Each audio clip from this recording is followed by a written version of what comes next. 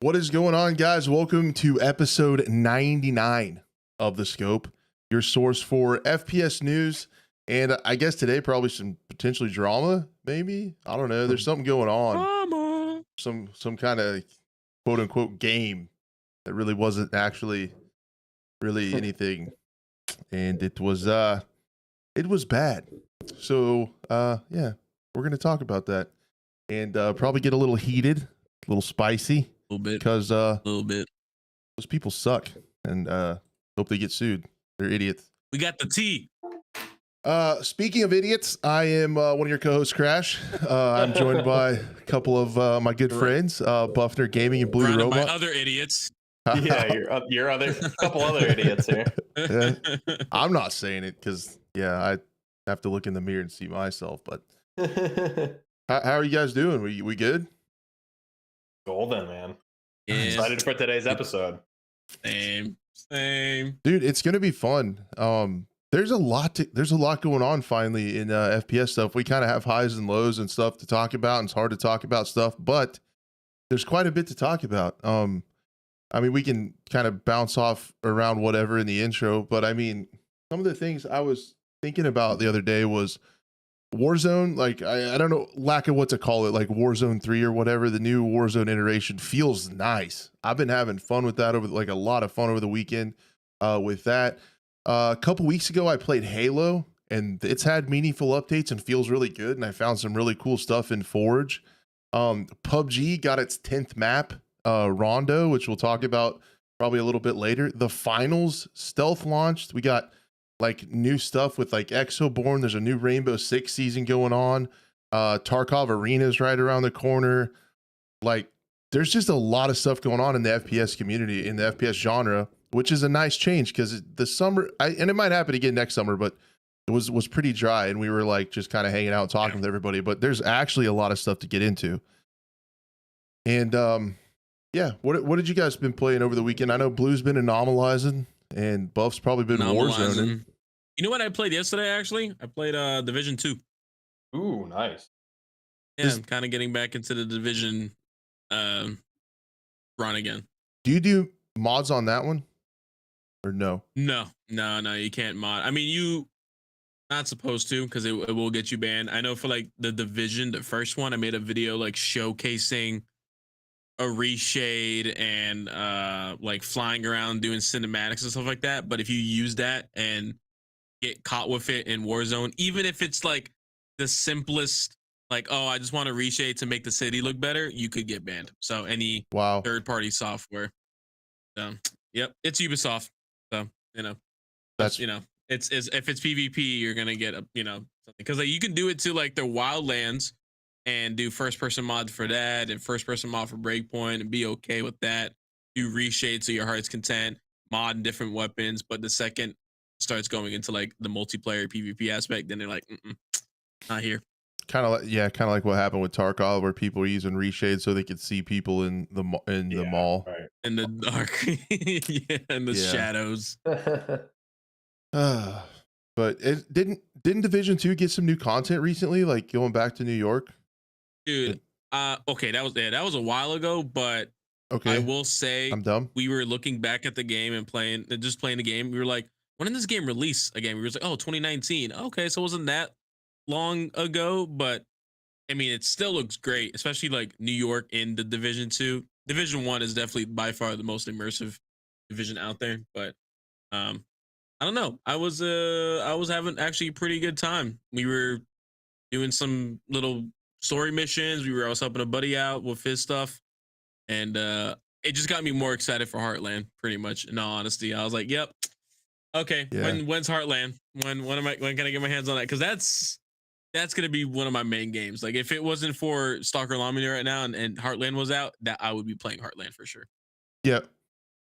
Oh, Phoenix said in chat Division 2 is having a stream tomorrow, and they could be teasing some new content, so maybe we're checking out. Interesting. I was kind of done once they introduced Keener as like a rogue agent in New York and stuff like that, because then they kind of just kept doing the same thing, like, oh, just a bunch of new rogue agents are coming through, and it's like, okay, now here's the old missions, but with different AI now, different enemies. So it's like, I don't know. I was kind of like done playing it after a while, and then I was part of a clan that would just grind out different, they're called Reapers or something like that. But just getting, a bunch of, gear sets and going to the dark zone and fighting a bunch of guys that had meta builds. It gets kind of old after a while. So that's why I'm really excited for Heartland, because from what I played, there was no meta build. It's it's better gear, better weapons, better, vest, but it wasn't like, oh, if I have this whole set, I can pretty much tank every single round and heal at the same time. Yeah. Yep. Nice. Buff, you've been Yeah. Warzoning, right? Warzoning. I did a tad, yeah. Did you get called a hacker on a stream recently, or Me? I hope not. I don't know. I remember that was Anybody maybe, I don't actually know. watches me, they'll know I'm definitely not a hacker. You could get him. You could get him, Blue. You could start some dramas. It was probably the aim assist. They probably Oh like, yeah. yeah, he's definitely a hacker. Clearly, Yeah, he's tracking me through walls. I gotta watch someone's videos on aim assist settings because mine don't work apparently how they should. Let's get me and Buff arguing about aim assist. That's good stuff. That'll lead right into the day before conversation. You guys, I did something kind of crazy and probably pretty stupid. I purchased a driving wheel and American Truck Simulator on sale. So That's dude. Yeah. I would love one. I might be completely retired from FPS games and subsequently Truck maybe driving this streams? podcast. I don't know, man. Yeah. Just trucking, baby. Hashtag Dude, I just would trucking. love a full on like shifter, everything. I would love the whole shebang. I gotta be really, really, really careful. Because when I do stuff, I kind of go crazy sometimes. And if I'm not careful, I could see myself like having one of those, like dude, if you've looked at any kind of sim racing, or sometimes it'll pop up on like gaming TikToks or shorts or something. Oh, you're talking about like a full on car? Yeah, these guys have like truck dashes, like legit Peterbilt dashes in their room with like the cab, and like they have the monitors that are the exact shape of the windows and stuff. And it's like you're sitting in a semi and like all the gauges work and all the buttons and stuff work, and you're like legit driving a truck. But dude, I remember I saw one. It was like someone took like a Toyota Corolla, cut basically the whole front half, and just put it with the seats and everything and the wheel. And it's just a Toyota Corolla, but they're playing like Assetto Corsa and stuff like that. It's just, that's sweet, dude. It gets pretty crazy. I mean, I'm not gonna. But then you get into car sims, and then you do flight sims. See, that's how you start going up the ranks. Yeah, I'm not caught up and spending money. I'm not gonna say that my brain didn't go there, but I did see on Facebook, because I live in Kansas. Somebody was selling a cab over semi cab that had like a trailer thing, so you could hook onto it and pull it wherever. They were selling it as a deer blind. Like you could go park this thing out in a field and just leave it and then sit in it to hunt deer. But I'm like, dude, I could buy that thing for like a couple $100 and bring this truck cab home and then like waterproof it, like seal it back up and just set up this truck sim inside this crappy old truck cab. And it would be, I mean, I'm already like, it's not good. This could be bad. You're talking yourself into it a little bit. Yeah, this could be bad. So what I'm hoping for is I don't know. I just have watched Big Fry play American Truck Simulator on his stream sometimes, and it just seems so chill and like therapeutic. I thought he goes full American. Oh yeah, dude, he's funny. He goes like himself goes full American. Yeah, he goes full American trucker on it. Yeah, I could just see like a truck with an American flag on it too. Like yeah, the trucker hat. Yeah, I mean it's a little racist towards people like me, but it's okay. But I won't call it out or anything. Oh man. But dude, I'm telling you, man, I am gonna see how much bourbon we can drink and still drive a truck. I'll tell you that. We're gonna figure that out. Like we're gonna find out. Oh geez. And a safe environment. All right, YouTube. It's a video game. In game.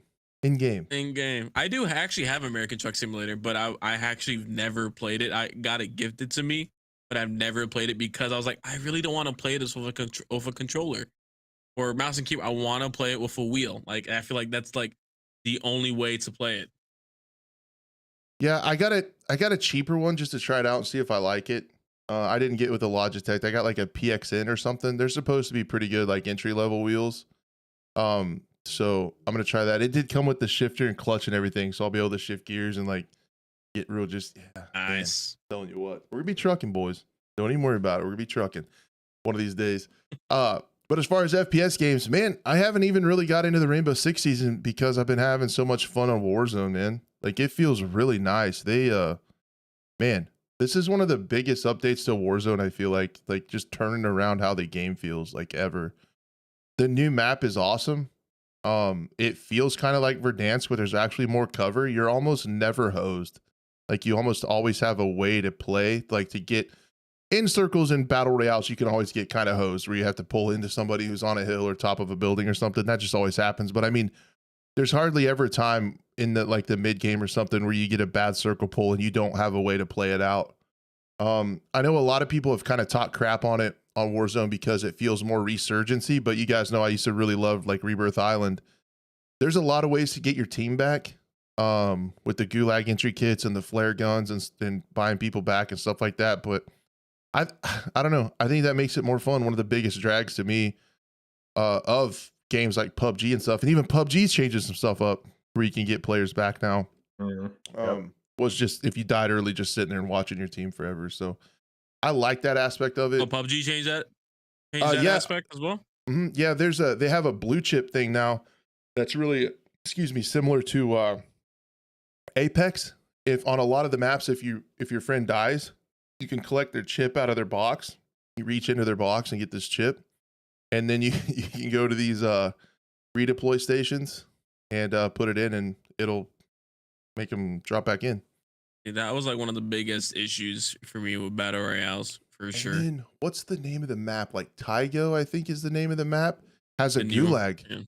If you die within the first couple circles, it puts you in another little small map. At like after like 5 minutes or so, whoever's dead gets in this map, and if you survive through that, you get a redeploy too. So it's got kind of like a gulag too. And I was going to talk about PUBG. it. Yeah, I was going to talk about it in the quick shots, but they just last week it kind of got swept under the rug. But they launched their 10th map, and their player numbers have been like crazy, man. Pretty wild. So, I'm glad, I did watch you play some Warzone. It seemed like you were enjoying that more than traditional multiplayer Call of Duty. Yeah, no, good point, man. Last with Modern Warfare 2, I was loving Search, and I was not enjoying the Warzone very much. And this looks like it's going to be the opposite. I think, and Buff and I could talk about this, how hilarious it is that people are bitching about the footsteps not being loud enough. But then, if you go over to Search and Destroy, another competitive one life mode, everybody's wearing sneakers and floating around the map. So it was pretty funny. There were a lot of large creators talking about how footstep audio was too quiet, and it's just like, man, this completely ruined Search for me. I think so funny. Dude, did we not call this though? Did we not call it? We did. Yeah. If you've been watching the show for like 2 or 3 weeks, Buff and I have been calling this, that this is going to be a thing. Like Buff mainly was like, when I was complaining about the sneakers, he's like, if these are in Warzone, wait till you hear everybody complain. They are not in Warzone, and everybody is still complaining that the footsteps are quieter. And then I just use it as an example of why I think covert sneakers do not belong in Search. Yeah. It sucks. Wait, so man. the covert sneakers are not in Warzone right now. No, right. You just can't hear any footsteps. Great. So it's like everybody. It's funny because like the Search and any of the competitive modes prior to Warzone, what was everybody saying? Everyone was saying, adapt. You shouldn't sound whore in the corner and just listen to footsteps. Now everyone's like, I can't hear footsteps. I can't tell if someone's around the corner. It's like, holy crap! The hypocrisy in the COD community is just fucking hilarious to watch. It's amazing. It's like clockwork. So predictable. It's very predictable. And that is one of them though, where we thought that people were going to complain about audio, and they for sure did. But yeah, footsteps are definitely pretty quiet. We got a second place yesterday in a big BR because there were a lot of reasons, but somebody ran up on me with the swarm and deleted me. And I heard about their last 3 sprint footsteps before they were in my face from around a corner. But it is what it is. I think they're going to work on that enough I think enough big creators are complaining about the footsteps. I think they're going to work on audio a little bit. And that's really one of the only things I've heard. Some people say the time to kill feels a little too fast. I think it depends on the guns. I mean, sometimes I've been just completely deleted like instantly and it's not a sniper headshot or anything. So there's definitely something weird with some of the guns that I think are OP. That is what it is though. Less than a week Which out. will get buffed and or nerfed, and then yeah. it's just a repeating cycle. Yeah. And then yeah, like J-Book says, people complain about R6 audio. It's like, dude, I get into Rainbow Six and I can tell like what size shoe you wear. Like it's so loud. And even then I still was hearing a decent amount of footsteps. I think I played Search so long, I thought the audio in Warzone was fine. I was like, I can actually hear something. That's pretty crazy. Because yeah, in Search it's just floaters. It's just ghosts everywhere. Ghosts everywhere. Crazy. Is it Call of Duty Ghost? Wait, what?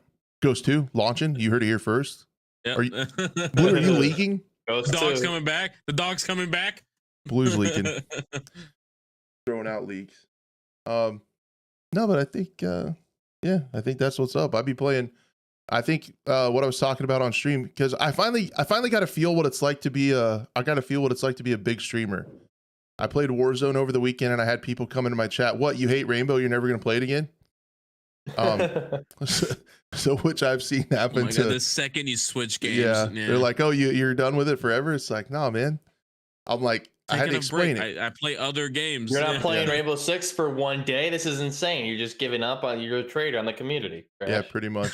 I was honored because people say that to larger streamers. So I was like, oh, sweet. But thanks, man. It feels good. Like it's an annoying. Thanks, it's really fucking annoying, but I appreciate it. No, what happened? What I had to say was, dude, it's like for this last year, I've played like Search and Destroy and then alternate with Rainbow, S&D, Rainbow, SD, Rainbow. Well, instead, I'm just gonna switch S&D for Warzone and play Warzone and Rainbow. It's gonna be fine. And then everybody was mad that I didn't play the finals, which I will get into the finals and we will talk about that quite a bit in a little bit. You guys want to talk about the day before? Just go in. Yeah, I don't know what you're talking about. Let's do. Blue, did you know GTA 6 released a trailer? What? Yeah. What are we doing talking about I day know. before, guys? Come on. I know. No one even knew. Sorry to someone in chat. I hope I didn't seem like a dick, but like I was like messing around. I was like, did you guys hear about the GTA 6 trailer? I was like, what? No way! In chat, and I was like, it's just an inside joke from the day it came out. Everyone's freaking out, and like the amount of times people kept asking in chat is like, you guys see the new GTA 6 trailer? Dude, we talked about that like 6 times already. Dude, yeah, that was a game. Well, I can't say. Really, was it a game? What? Day before? It was a game for 4 days. Yeah. What a run they had. People can still play it, right? Okay, so right now the servers are still up, and they said they'll keep the servers as long as possible. But what's the point if the company's shutting down? Yeah. It's like there's no way you're gonna be able to keep it up. Patches, anything like that is not gonna be a thing. And then all of a sudden, what makes it even more sketch, first of all, the whole thing since day one was sketch. I mean, and I've been saying it for a while, and I never really covered it on the channel because this was like, what? I don't remember. When was the initial trailer released? Like last year sometime. No, it was like multiple years ago, right? The one where he was walking through the mall with the lighting. No, not the mall. This is like when he gets out the car and he's got the cowboy. He finds the cowboy hat. He goes in there. But ever since that day, and I remember seeing the way the guy was aiming in, it felt so fake. I mean, clearly the whole thing was scripted with the dialogue between the two players, which VoIP wasn't a thing in the game. Yeah. You know, that was so, it was like, oh, I'm gonna go check the corner. All right, man, I'll catch you later. I'll be around over here, you know? And then the way he was aiming in was like on rails, where it was like, no one aims on a mouse and keyboard as smooth as someone on or maybe there's a guy out there who's like, hey, I can aim so smooth, but like it was literally like on a camera gimbal, you know, the way he was aiming, that looked fake. So since the beginning, it looked fake. But when you would bring it up and you would say, "Hey, I think this game might be fake," it's like, man, they haven't. Look, they never. No one's ever paid for it. There's no crowdfunding. There's no. It's not a scam because no one's paid for it yet. And then they go and literally do the most scammiest thing in all of gaming development history. Yeah. And people are just to know still what's on copium. Yeah, and what's on the background that you guys are seeing, like this is not none of this shit's in the game, right? Am I like, because I watched Big Fry's video and he was doing all the comparisons. This is all scripted stuff showing features that are not in the game. And all this lighting, the environment features, like none of that's in the game. So Yeah, and now no. we even know these were legit Unreal Engine asset packs just picked up and dropped in. Yeah, so to frame the whole thing, the entire map is a $300 pack you can buy in the Unreal Engine store called Cityscape or something like that, or City Map. It's the whole game almost is a pack that you can buy for $300. So they did that survival pack. Yeah, and well, no, it's that's another $45. There's that plus the survival pack. Yeah. I mean, added on top. Yeah. Yeah. So the reason I didn't cover this, and I don't want to be like I told you so, and it probably would have been good for the channel. I just checked out of it, man, and I was kind of paying attention to it. And they did when they did the play test, when people were calling it this isn't a real game, because the first several trailers legit looked like an Unreal Engine like showcase render, like what they show at the Unreal Engine showcases where they show what you can do with the lighting and the things like that. It's just a scene that they render. There's no game or anything behind that. And I was in that camp. And then they were going to talk about, okay, we're going to actually show someone playing the game. And they showed that janky ass clip of that dude sitting at the computer. And I swear, and I called this out, no one really talked about it, but I swore that the controls he was doing on the mouse did not match what was going on the screen. I remember we talked about that. Yeah, and the video looked a little shaky, like someone like imposed like four-corner tracked and put in like After Effects, a planar tracker of gameplay on that screen. It did not look right. And that's when I completely checked out. I was like, this is either not a game, it's a scam. And how I thought they could have been scamming people was they signed up for stuff with IGN. They signed up. What about that taxi company? Like, how much money did they take from that taxi company? Also, Nvidia. They partnered with Nvidia. So people were saying they haven't taken any money. It's like, if they take any money at any point, it's a scam. And they kept saying we didn't take any pre-orders or anything. Yeah, but you took people's money when it launched, and it was clearly just a bunch of stuff. You spent 5 years on figuring out how you could get people's money. You could get something just enough together to fool people, and you did a shitty job of it. And they obviously just bought a bunch of stuff off the store, off the Unreal Engine marketplace, put it together. And I think their hope was, the jury's out if they got away with it or not, was to just sell a bunch of copies at the beginning, take $1 million, $3 million, bounce, call it a day. That's what they wanted to do the entire time. What makes it worse is then you start to think about, well, they probably had a lot of money in development of it. Not really. That was one of the other things that made this game really shitty, was they did it with mostly volunteers. They had videos showcasing how many volunteers they were using, and free labor. They were also proud, just hey, but I'm pretty sure they also got sold a scam as well. Well, like, what also I don't want to hold some of those developers to their feet to the fire. I think I would a little bit, because like what were they developing though? They must have known. Well, no, that's true. You're right, because actually there's stories of guys that are coming out being whistleblowers to the entire process. Yeah. Why didn't they say something before? Right. You have to know. Maybe legally binded or something like that. Like if they did, then they would come after them or something. I guess there's two things. I'm pretty sure there must have been some strong arm for sure. They could have been NDA'd, or they could have been either promised or teased with a dangling carrot saying, if we sell this many copies, we'll pay you this much. So they wanted it to sell, so they didn't say anything. But I can't believe a volunteer with like no stake in the game and someone who donated. I mean, if it is a volunteer in the true sense of the word, they donated their work. Why didn't they come out and say, hey guys, like this isn't even real with all the volunteers they had? That's kind of wild to me. Yeah, because you must know all the stuff you're seeing, like, this isn't in any of the builds I've seen. how big is the dev team that's all volunteer? Do we know how many copies they sold? Is that information available yet? Man. Because it's only on. Was it only on I mean, just Steam? do the Steam charts pretty much. That's kind of a good. Yeah, because it's only it's only on Steam playable. It was right? only on Steam, so like Okay. I'm actually kind of curious. I mean, it got taken off Steam, by the way. Oh, so. did it? Yeah, they Nice. took it Today, down. Or So 30,000 all-time peak, 30,228. wow. Okay. Yeah. So they. So they would have made a lot of money. Now, where I think they might not have is Steam is giving refunds almost to everybody, it sounds like.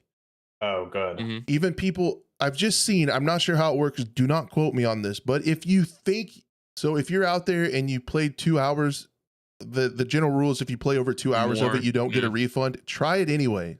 Ask for a refund anyway, because I've seen on Twitter, I've seen on Reddit, people who've played longer than 2 hours getting granted a refund.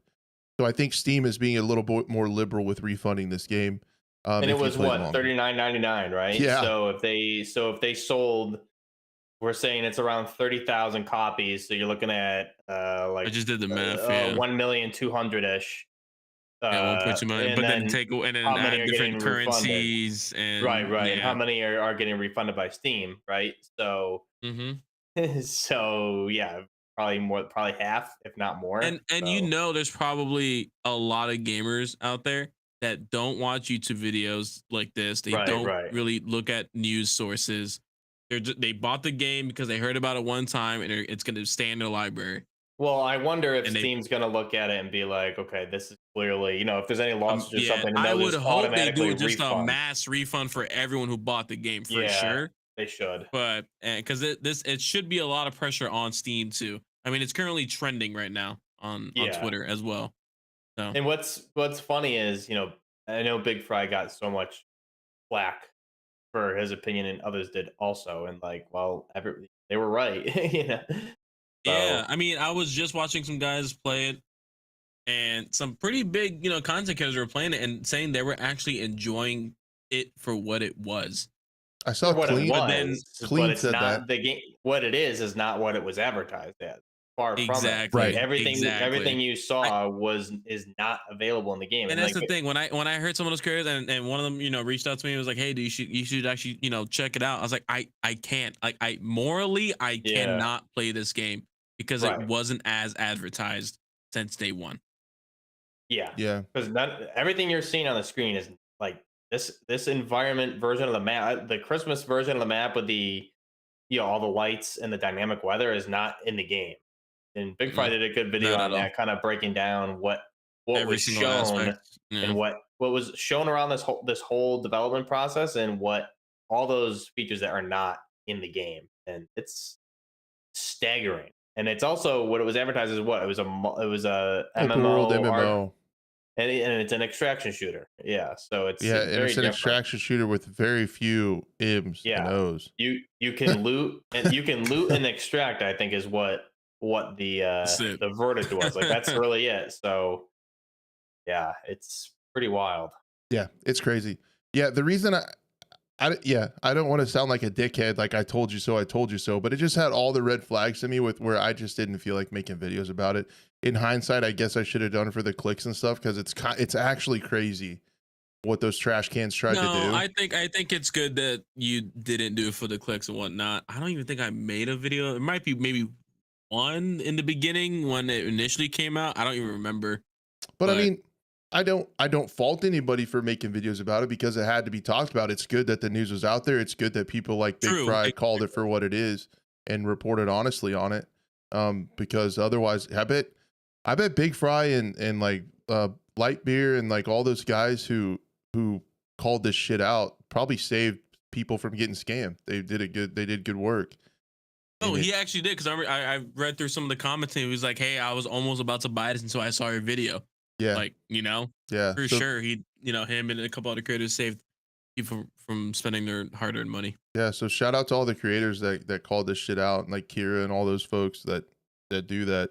That's doing the Lord's work out there and make sure these scumbags didn't get everybody's money. But I just yeah, I just remember thinking, man, I had like all these warning signs and red flags going off in my head, and I was just like out. Like I just didn't want anything to do with it. Like I didn't even want to hear about it.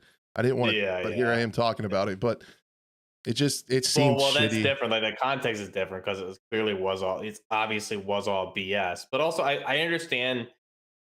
Like to go back to the not faulting people for making videos because also on if people were making positive videos about it, the hopium I guess is like, what if it is real? But I think there was enough. Usually, if it walks like a duck, quacks like a duck, it's a duck. I think there was enough there to kind of say like there was enough off about this that there should have been a lot of skepticism. Yeah. Yeah. From the Yeah. marketing stuff to their videos were so weird. Like the day in the life of Fantastic. Like Yeah. I'm a volunteer. That one Mhm. guy was like, I'm a volunteer. And then like 3 scenes later, he's like, well, I'm getting evicted from my apartment. It was like so weird, man. Like Yeah. And I just don't like. I guess they wanted us to feel bad. And feel then when bad they and buy said, the "Oh, we're game, I guess. finally gonna show gameplay. Here's actual gameplay," And it still was, looks super yeah, and scripted like and super That's scripted. copying scenes from Call of Duty. Yeah, Yeah, I that was remember the all same those time. breakdowns. Yep. Yeah, so they had I think Lightbeer called a lot of those out. Lieutenant Buzz Lightbeer, the creator, I think Mhm. he called where they Yeah, just yeah. basically reenacted scenes from a lot of iconic trailers. Yeah, yeah. And then when I saw that in the gameplay that didn't match his input, that's when I Mhm. was like, nope, nope. Yeah. But And you called that. So I didn't really. I mean, granted, I didn't watch it many videos on this outside of like yourself and Big Fry, but I didn't hear anybody else saying like the input looked off besides you. I don't know if that was something anybody else picked up on. it was slight, but there was like several times where what I think the guy was doing, I think they were playing it on his screen maybe too, and he was just trying to Mhm. use the mouse to like he was trying to reenact with what was Mimic. happening on the screen Yeah. Probably because probably did a couple dry runs, try to make it look yeah, and then close, a all couple that. times he went the wrong way at first and had to correct Mm. back, and the screen didn't. Yeah, it was trash. It was Mhm. trash. And what I think is going to happen is I think they're going to end up screwed. I really hope they are. I Lawsuit hope of some sort. those main two guys that are the head of it, I can't remember their names. I don't even want to say their names because I just don't hope. I hope they never get another chance to make video games or have a spot in like Or do this anything industry business wise ever whatsoever. again. Not even video games wise. Just disappear off the face of the earth at this point. They're gonna do something else behind the scenes and try to scam other people in other ways. But I think this I actually got did. hosed with Steam being really liberal with the refunds, as well as do you guys think there could be legal action from this? I kind of Yeah, do. I do. I do. I definitely. I think there's enough there for I that. do. I think there's enough to do something. I just don't know who's gonna pull the trigger on it. Is it gonna be Steam? You know, or Yeah, taking advantage of the early access, you know, program? Is it gonna be some creator that was fed up or something like that? Is it gonna be some, I don't know, some just random gamer that felt scammed enough? I guess so. Is it gonna be or one of their many partners?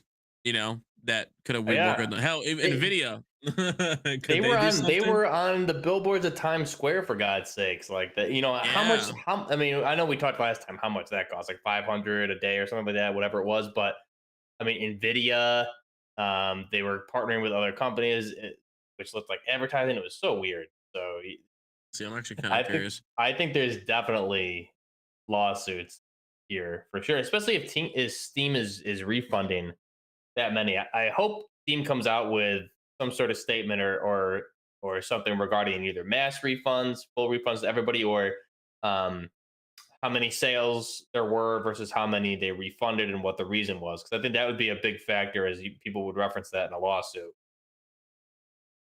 yep, Apparently, it's 5,000 for one day in Like, Times in Square, how which many is days? probably And how many nothing days? to them. Well, how many days was it playing? And if they didn't take any They could have money, just done where it were for the they one get? day just to get the Yeah, shot for the trailer, and then boom, yeah. that's it. $5,000, they're out. They But don't if have to they keep it up weren't, for. and they, how many investors did they have? Who was investing? That's the kind of stuff I want to know because Those are the people that should be coming after them with yes, lawsuits. and yeah. then the The people that bought the game also because you're paying $40, they sold 30,000. Is it gonna be one of those lawsuits where like everyone that's like bought the game gets like $3 back? You know, one of those like those giant lawsuits. I mean, a class action or whatever. Everybody should just. I think everybody should get refunded, and the investors are the ones that would actually have lawsuits because they how many dollars were invested to that game from the investors. That's where you're going to have the lawsuit. $40 on Steam, you know, that's a significant amount of money if you calculated what it adds up to versus refunds. But the investors, depending on how much money they put in to that, yeah, they're the we ones that are haven't going to even have the big talked about lawsuit. the reason why the statement on Twitter that they put out as well too. That's what I was gonna bring up. Yeah, and so yeah, Crash has it up there, and then I wanted to just discuss the other gaming companies like DayZ and some others that pretty much copied this as like a parody. Yeah. So with their statements. Yeah, so, yeah, yeah, I want to talk about that too. To put a point on what you guys said, it's going to be interesting to see if there's any repercussions from NVIDIA and the taxi company that sponsored it too. All that's to say that led to 4 days. So all this game came out, absolute train wreck, barely ran, servers were full, couldn't get in a server, not as advertised, complete. I don't even know if it's an asset flip. It was just I guess that's what you call it, where they just buy stuff. And then, yeah, they said, we're going to update it. We're going to fix it. Stick with us. It's in early access. 4 days later, you know what? Never mind. We're closing the doors and we're going to call it. So they wrote a note. They just said that they looked forward. This is early access. They look forward to finish like developing the game further with user feedback. That 2 days they after saw that, too many we get refunds this. happening, and they were like, "Quick, pull the plug before people can get more refunds." Oh my god! Which goes right. It just goes right along with how weird this whole thing has been. So basically, what they said, we invested all our efforts, resources, and man hours into development of the day before, which was our first huge game. We really wanted to release new patches to reveal the full potential of the game, but unfortunately, we don't have the funding to continue the work. It's important to note we didn't take any money from the public during the development. I don't care what does that matter? You took it after the development. Exactly. You still took public's money. So like that comment right there means nothing. It's lip service. Get it out of there. You suck. There were no pre-orders or crowdfunding campaigns. We worked tirelessly for 5 years, pouring our blood, sweat, and tears into the game. No, you didn't. Your volunteers worked tirelessly for 5 years, putting together pre-rendered trailers and buying assets from the marketplace and trying to make it look like a game to fool people. That statement is also on the bullshit meter, level 100. Yep. At the moment, the future of the day before and prop night is unknown, but the servers will remain operational. We apologize if we didn't meet your expectations. Yeah, that's everybody. We did everything within our power, but unfortunately we miscalculated our capabilities. Apparently within your power was not the ability to make a real game. Creating games is an incredibly challenging endeavor. Yep. Unless you just copy everything. We are grateful to everyone who supported us. Then they put a little timeline. Starting to fantastic. They're out. So then, then DayZ. No money to continue the develop. No more money to continue the work that is apparently being done by volunteers. Question mark? What? Make it make sense? I don't know. What do you think Also, of this, Blue? Apparently, as well too. Oh, the DayZ one. That was DayZ hilarious. Roast. Yeah. Dude, the DayZ, even Ghost of Tabor did one. I didn't see Did that. they really? Yeah, Ghost of Tabor did one as well too. Yeah, That's look awesome. that one out because that one was pretty fun. It was just he's like we don't have any reason to celebrate. We just wanted to, you know, and it was like the same font, same white background, and everything. It was actually really funny. I'm trying to find it actually because also apparently just now, Mytona, which is the investor for the day before, put out, funny enough, black text on a white background as well too. Apparently this is what they said to all the day before players this year. I'm actually gonna send this to you for the production team, so they can get that up on the screen. Thanks, production team. You guys are doing great. We don't pay you enough. Shout out to the volunteers of the production team. I'm getting evicted from my apartment. Oh man, so it goes to all the day before players. As the investor of the day before, we would like to provide some updates on the current situation around the game. We are sorry for the fact that the game didn't meet the expectations of the majority of the players, all the players. It didn't meet the expectations of anything. Today, we will work with Steam to open up refunds for any players who choose to make a refund. We're in contact with Fantastic regarding the future of the game. What future? Fantastic shutting down. Yeah. And I saw this because Fry retweeted it, and he even said that, listen, you were publishers who had a hand in financing and marketing. You guys aren't off the hook either, which Yeah. I completely agree with. You definitely had some say in what happened with the game. This was your money on the line. You want to make sure that product is going to be a legit and viable product, and you still just let it go out to Steam. Yeah, that's what blows my mind. So many people like in the know had to have known that this thing was garbage and not even like a real MMO or anything. Like they had to know this was going to be a train wreck, yet they just let it slide anyway, just in case. I wonder if everybody was just if they were just showing everybody this pre-rendered stuff, because like if anybody like would play test anything like that, like testing for bugs, like if you're investing in something, you want to make sure the product. So it's like, were they just shown a bunch of? Did they just fake their way through the whole thing, or what? And I'm also very curious too. Like, is Mytona? Who's the leader of Mytona? Who's the CEO? Who's the board on Mytona? Is it the same guys from Fantastic? Do they have their hand in there as well too? Like, there's so much just mystery around this that I know someone will look into it and probably figure that out as well too. Make a whole video. Hell, I'm probably gonna see this come up on I forgot this guy is like the history of, it'll be like the day before or something like that. The internet historian. Yeah, something like that. I forgot his name, but there's the why it's like why a day before is dead or something like that. I don't know. So interesting. I don't see that as like a nice gesture. I feel like they're just doing fire control right now. Oh yeah, dude. Like they write this from as many fires as possible. They write this and it's like, and it's funny. The font looks like the basic font, just like on a word note. Oh, it's word terrible. pad. They just quickly brought it up just to put it out there. Yeah, that's exactly what it looks like. Yep. Yeah. It's so bland.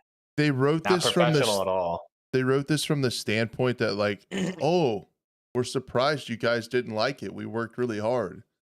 Like they knew, man. Like that's silly.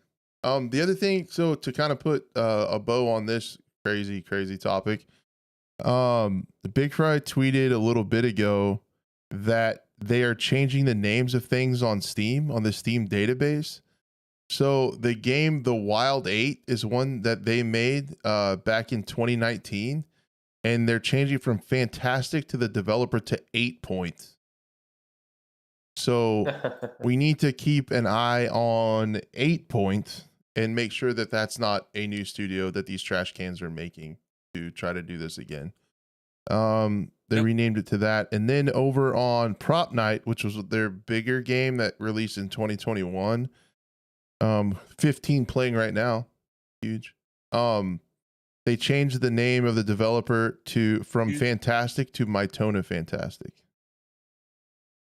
So I wonder if Fantastic is actually shutting down, or if that's just all bullshit and they're renaming. They're renaming studios or subsidiary studios, things like that, just to. I see that more as a possibility than them actually shutting down. Why would they go in and rename development studios? Doesn't make any sense. They're trying to cover their tracks. Yep. If you're shutting down, you don't do that. I don't know. That's so sketchy. I don't know. Well, so that's what's happening with that. I hope it just goes away. Good game. I hope it really just good goes game. away. I never talk about it. Buff's probably going to be grinding it on stream all week. Yeah, that's honestly, I'm getting my money. I really do hope. Yeah, again, it just all right. Everyone makes their videos, says it's a scam. I'd rather just forget it ever existed at this point, especially because I felt like it was such a big influence on game developers and indie developers.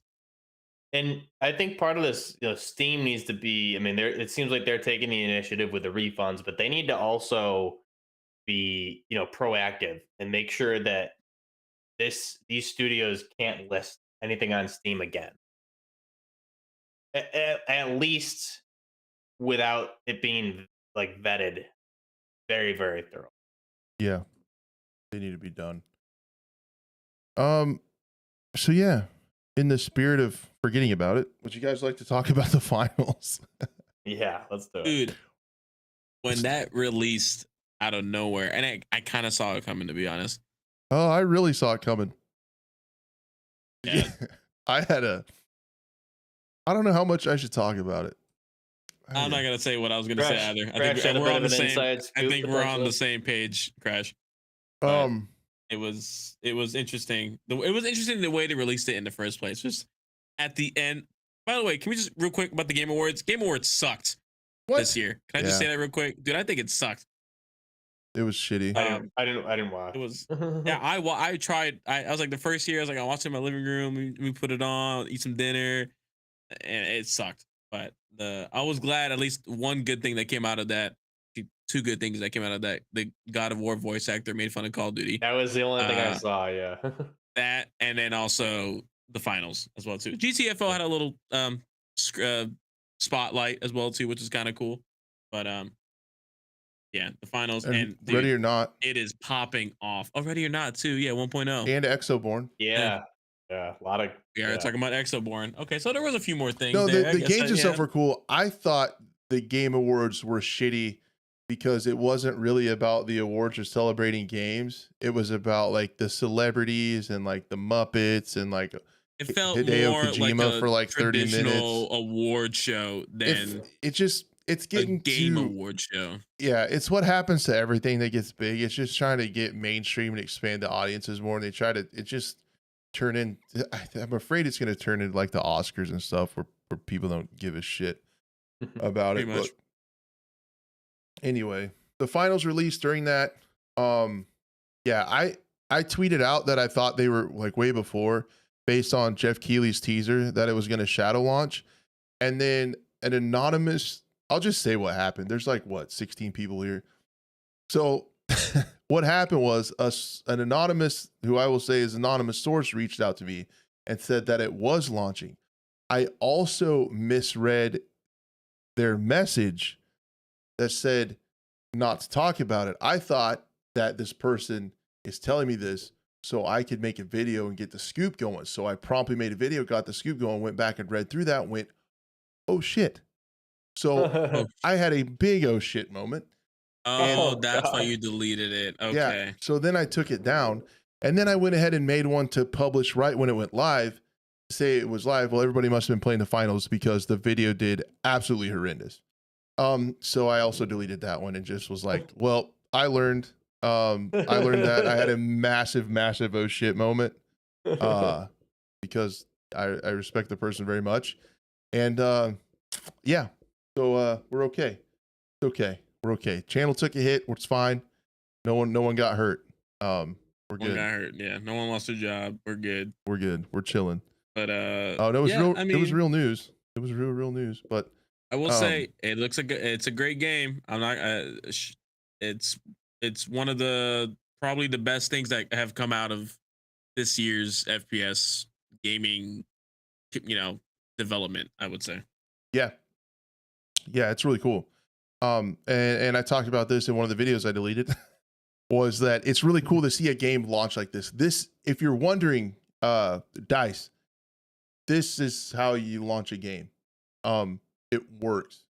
They used NX Defiant too. Like, who remembers that game?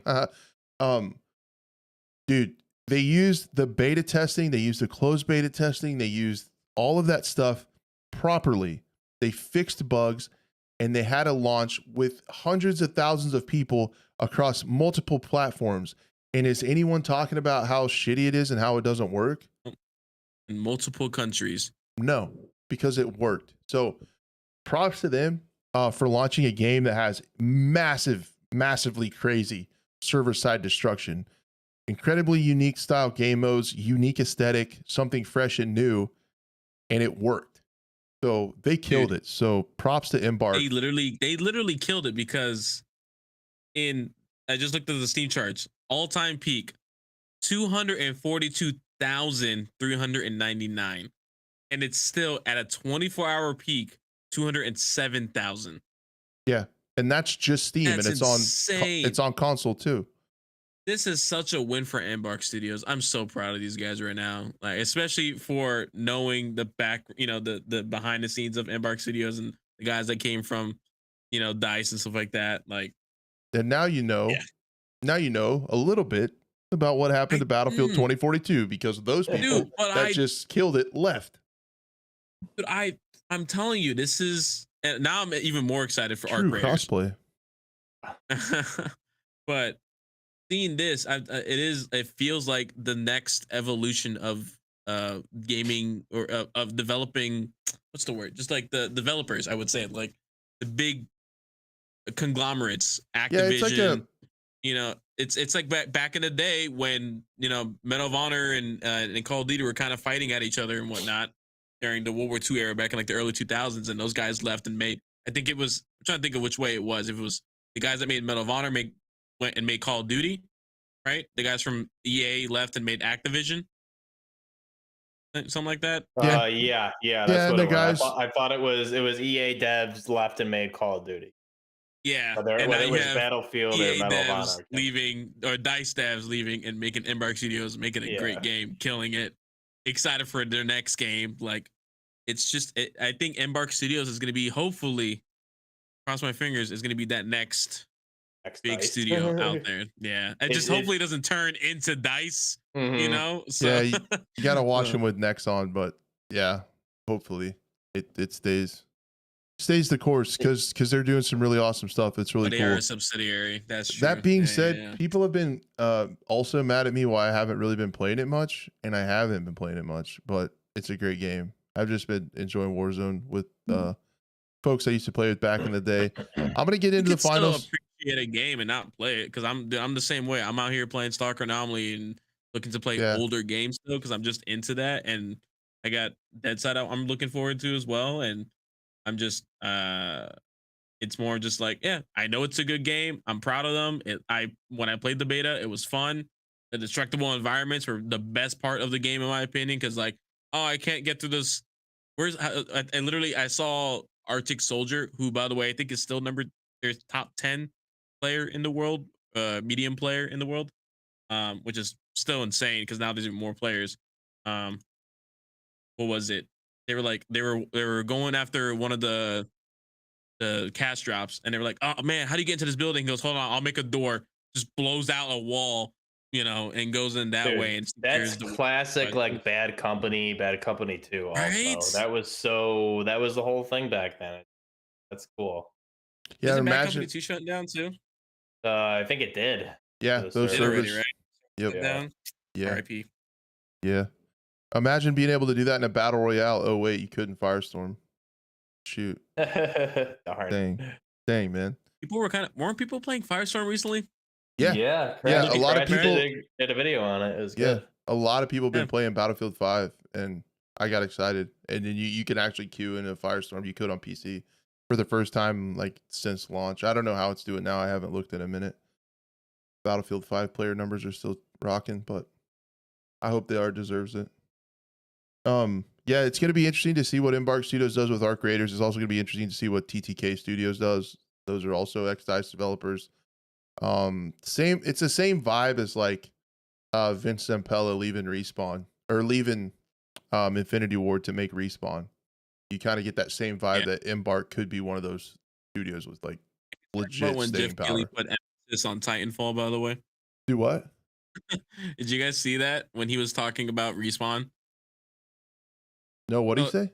No, Jeff Keighley was talking about Respawn, and he was just saying like, the team at Respawn who brought you, the Star Wars, Jedi, Survivor, and Fallen Order, and then he kept going on, and then he said Titanfall. He said that with like a really big emphasis, and everyone who's been on the train for a Titanfall 3 just was like, oh, he said Titanfall. He said, hey, he put emphasis on Titan. Hey, there's something happening. It's like, guys, relax. Nothing's happening with Titanfall. As much as I would love it, he said Apex, because he said he specifically, separated Apex Legends and Titanfall. and everyone's like, "Oh, you put emphasis on Titanfall." And it's like, relax, guys. There's gonna be a new Titanfall game in the next like I 2-3 really years. hope so. Oh yeah, I'm sure. Why wouldn't they capitalize on that? So many people want it. But Yeah. with the finals, I do have to say I do have some qualms with the game mode, and I think it's because I'm old. So take that with that grain of salt that I'm an old geezer. I can only play about 2 to 3 games of this. I have a really good time, but it's literally like so fast paced and intense. It fries my brain, man. It exhausts me mentally because I love streaming games like Search and Destroy or Warzone or Rainbow Six, where you kind of have a build attention and then you have like a chill time to talk to chat, and then like a build attention and a chill time to talk to chat. In the finals, man, it is go. You can't next be round, go. Focusing on the objective and talking to chat at the same time. It's almost impossible. But that's why you watch. That's one of those games. It's kind of like with even Fortnite kind of had chill moments, but like it's one of those games where you're watching for the best gamers in that game. You're not there. I mean, there are people that are watching for the community and the streamer or the content creator. But for me, like when I was watching Arctic, I know when he was focused on the game, no one was like almost talking in chat. And then when he was done, people would start talking. Yeah. You know, so it was like it's just the way it is. And he was killing it. And you know, when a good play would happen, be like, oh, you know, it's crazy. So I just imagine that game. Imagine this game coming out when we were like in our teens and early 20s. Yeah. And you had like the freaking what was it, hamster on a wheel mind, just freaking going at it over and over again. Just oh man, just 12. I remember hours being like that. Yeah, dude, I remember gaming like that when Battlefield 3 was out and stuff like that. Just hours poured into it. Just just flicking on people. Never got bored of that game. Nope. And I'm pretty sure there's gonna be kids and young adults playing this game now that are just absolutely hooked on this, and for good reason. Yep. It's too intense for me to play for a long time, but I do like it. I do like it a lot. I like playing soccer. I could just smoke a cigarette and play the guitar. Yeah. I think I could. I have to reset my mind. I think I focused too hard. I think I would need to do some mental changes to be able to play it a long time. I could probably get it figured out.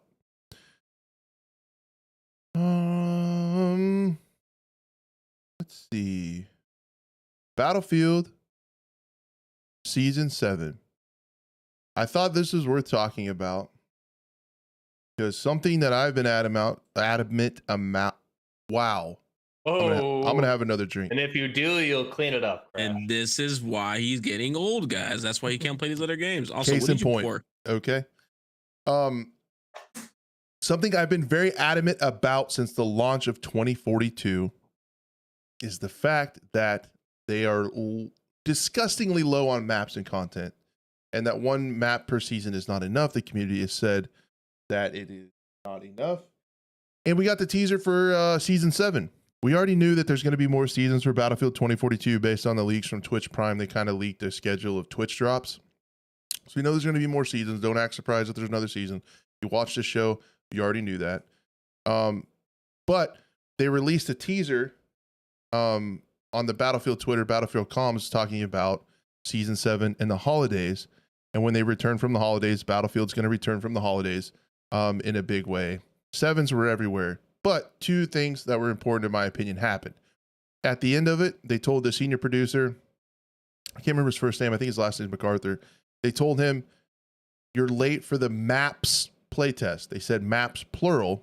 And then on the desk were 2 outlines of maps. I think one was South America and one was like Egypt or Saudi Arabia area or something like that. So there were 2 map outlines.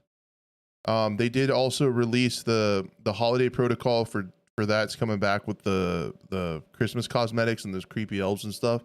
So that's also back. But for me, what I thought this game sorely needs, in the realm of possibilities, I think it needs a server browser and I think it needs to get rid of specialists. That is not happening at this point. That's not in the realm of possibility. But the realm of possibility to really help the game, I've always thought it needs more maps. And I think it's really cool to see 2 new maps. I know it's not anywhere near what we used to get, but I think it's a major baby step in the right direction.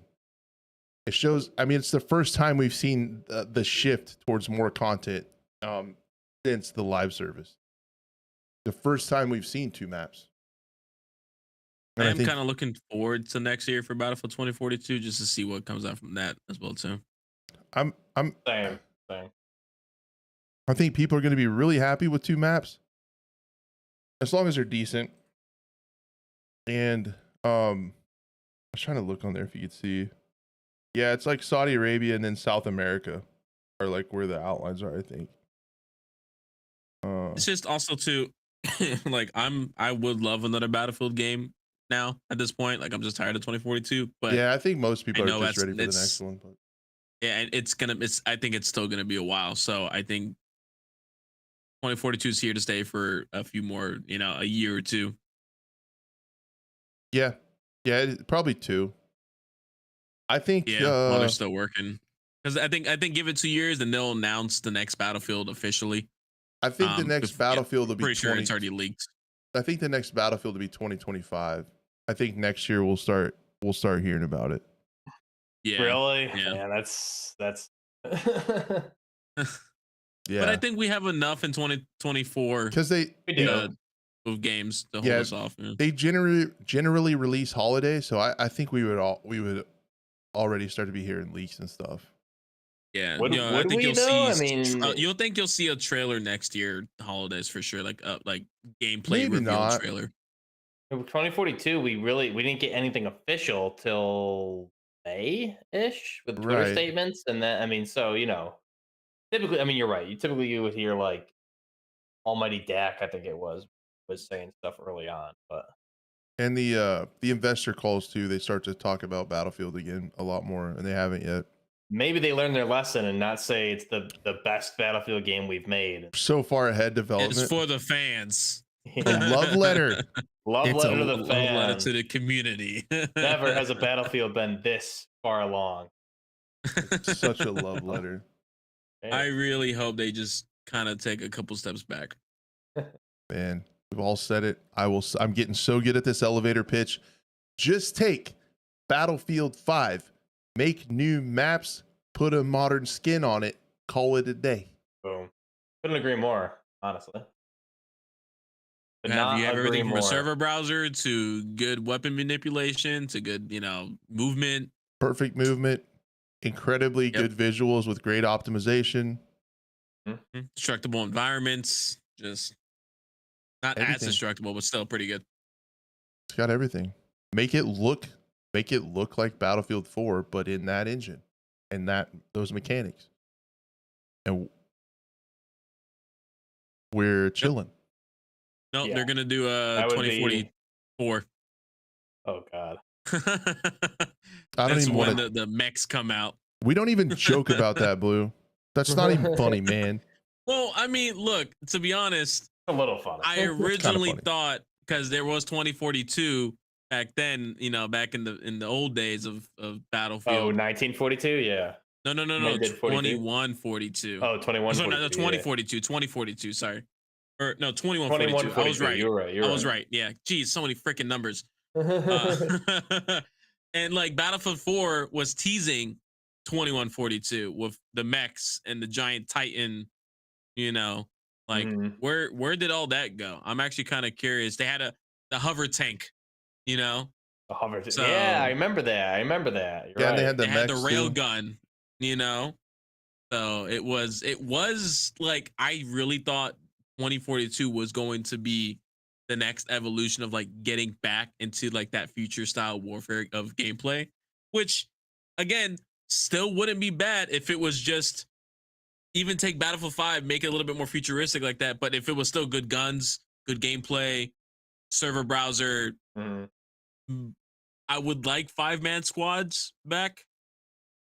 I don't know what you guys feel about that. I don't know if you guys are more of like the 4-man, 5-man. I'm more of a 5-man. What was it in 3 and 4? 5. I think 3 was 4-man. Yeah, Battlefield 4 was 5-man squads. I think that's what we saw. I liked 5-man. I liked 5. Yeah, 5's good. I thought that was. So I don't Like, really care either way. I think 5 just allows you to play with more friends. yeah, it really does. I mean, and Yeah. you get that's legit. You know, the So amount of why people that wouldn't you you? need for a fire team. So I don't Yeah. know. Good times. Good times. Quick shots. I got my coffee this time. Yeah. I don't know what to talk about. The first thing I kind of want to talk about, I guess we touched on it a little bit. We'll just get into what I had next here. PUBG has a new map, and I felt like it kind of got swept under the rug with all the Game Award stuff. I guess we should also talk about the Game Award drama with Chris Judge calling out COD, but We'll talk about that real quick. we should hit that I got something in a worse minute. to say too. So PUBG released a new map called Rondo, and to my surprise, you guys, this is the 10th map in PUBG, and like BR maps are not little, so like it's the 10th really big map that's been added to PUBG, and it looks really cool. It looks like it's kind of set in Japan potentially. Lots of mountains and water and cool stuff. And if you have not played PUBG, they've seen like a 30 or 40% player increase over the last couple weeks. There's been a lot of people playing it. Before the week before Warzone launched, in some of my free time, I actually played a decent amount of PUBG. It still feels really good. It's still difficult, but the main thing was I was playing against not bots, and I was playing against people around my skill, around my level. You actually have levels in that go all the way to 500. Generally, back a year or two ago, if you would play it, you were going to get destroyed by people who are max level, which is level 500, who are just like never quit playing it since like 2015 or whatever. But if you play it now, I was winning some gunfights, I was losing some gunfights, but I felt competitive, like I felt in it. And it was really cool. Like they introduced it. And if you haven't played PUBG in a long time, it is free. I highly recommend it, man. They've been updating that game constantly. Like something they added to this map is they have a flare gun where you can drop cover. You can drop these concrete barricades. You can shoot a flare up. A plane comes over and drops cover for you to fight around wherever you're at on the map. They've added some destruction to some of the maps. They've added a lot of ways to redeploy. They've added a gulag to a map. They have a blue chip system on a lot of maps where if your friend dies, you can take their blue chip, take it to a respawn station and get them back. There's like foldable bicycles you can put in your backpack. There's gun cases where you can carry extra weapons for a friend. There's still the mechanic where you can pick up your down friend and use them and carry them to another place to revive them. You can throw them in a cover. You can even take use them as a body shield. Yeah. You can even take your downed friends and throw them in a car and drive off, and then go revive them somewhere else. Wow. Oh yeah, I did see that aspect. I did see that. You can pick up enemies and use them as a meat shield and fight behind them. It's just kind of shot up. it's just kind of crazy. The amount of updates that they've continued to crank out the entire time that we haven't been playing this game. So it's a completely different game, and we're checking out especially for free because the player numbers have been healthy enough where you're not playing bots and you're not playing like level 500 neckbeards. So it's pretty sweet. And the new map looks really cool. So there you go. PUBG. Don't forget about it. Nice. Quick shots. Oh, and they're making an extraction shooter for their next game. Yeah. Still waiting for that. No news on that. I haven't heard that in a while. I think I must have that in chat, which I was like, oh yeah, I forgot that was a thing that they announced a while ago. It is. Tarkov Arena, much anticipated mode. That's coming to Tarkov. To Battlestate Games launcher, whatever. I don't know. Yeah, we've talked about Arena quite a bit, but the juicy news of the week is that someone, of course, this is how people do. So Nikita, knowing him and his back and forth with data miners and how they play cat and mouse with each other, this could not be true, but they did find in the source code of the launcher. So if you guys didn't know, last week, the launcher updated. The Battlestate Games launcher that traditionally just has Tarkov now has the Arena game tab into it. So you can see Arena where it launches soon. People found in the source code that it's allegedly going to start rolling out testers for the closed beta on the 14th of this month, which is at the time of recording. Nikita's going to come knocking on your door. It's 3 days. Nikita's coming to your house in 3 days to let you play the game. Oh, he's coming for you just for saying that. You leaked information. Yep. Pull up. That's He's fine. sending Spetsnaz to Come, your house right now. come hang out, and I'll teach him about how bourbon is much better than vodka. Did you see the system requirements too? They're not too bad, right? Yeah, no, I was actually very surprised. You don't need to go and make a 3090 4090 PC. It sounded like from what I saw, I can't remember. Do you have those, or did you see those? I have it right now. There we go. Hey, production teams coming your way. Get ready. All right, volunteer work. Hey guys, can you get that pulled up? Yeah, so the minimum OS that you need is 7, 8, or 10. So funny enough, it's not Windows 11. Yeah, they're even allowing that. That's crazy. Yeah, I'm surprised. Who's gaming on Windows 7 still? Yeah, right now. Jesus. If you are, get out of there. If you're watching our stream right now, Windows 7, it's get not out. It's not we don't safe. Want you here. They haven't done security updates in like 5 years. Get out of there. Go buy. If you still have activate Windows in your bottom right corner. Damn it, man. What are you doing? For the CPU, minimum wise, you need at least a 2.4 gigahertz or 2.6 AMD. So 2.4 gigahertz Intel Core 2 Duo or a 2.6 gigahertz AMD Athlon or Phenom. The GPU, anything that has DX11 and at least has 1 gigabyte of memory, which is crazy, really low for the minimum requirements. VRAM, how is something 1 gigabyte of VRAM? I've never seen that before. I don't know. So if you have more than 1 gigabyte VRAM, which is any basic computer at this point, you're good. At least 8 gigabytes of RAM and at least 19 gigabytes of and specifically state, which is nice, an SSD, so not hard drive. So get an SSD. They're kind of cheap now. But the recommended, which is still even pretty low, is an Intel i5 or i7 or an AMD FX series or Athlon. Again, not even Ryzen. Intel running, dude. I know Intel's running at 3.2 gigahertz. AMD's running at 3.6. The GPU, again, anything DX11 with at least 2 gigabytes of RAM or 2 gigabytes of more memory, I should say. VRAM is at 2.2 gigabytes. Jesus Christ. RAM at least 16. So if you got 32, you're good. 32. If you have 128, you're a madman. It's there is and then 19 gigabytes. Yeah. So all right, so we 19 gigabytes of storage space on your hard drive or your SSD. So, not too shabby. Or NVMe if you have that as well. Yeah, and that's the recommended. So people might be able to like. I mean, if you're on like if you're on like a 1060, like you're still chilling. You're in arena. Good, dude. Seriously. So hopefully that would make sense because it's smaller maps. It's not an entire area. There's no AI they got to worry about. Not a bunch of loot instances it has to keep track of and all that stuff too. Exactly. Everyone's spawning at the same time, right there in front of you, pretty much. So yeah, arena is like probably right around the corner this month as well as a wipe. So yeah, lots going on. You think they're gonna do a wipe at the same time? And I kind of think so because I think so too. It sounds scary. It would make sense, yeah.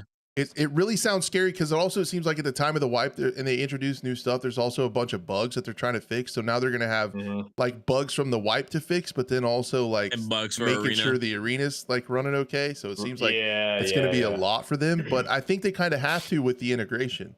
Like they kind of have to start at the same time on a wipe because the two you kind of share a stash or you share rubles between the two games. So I feel like they probably going to do it at the same time.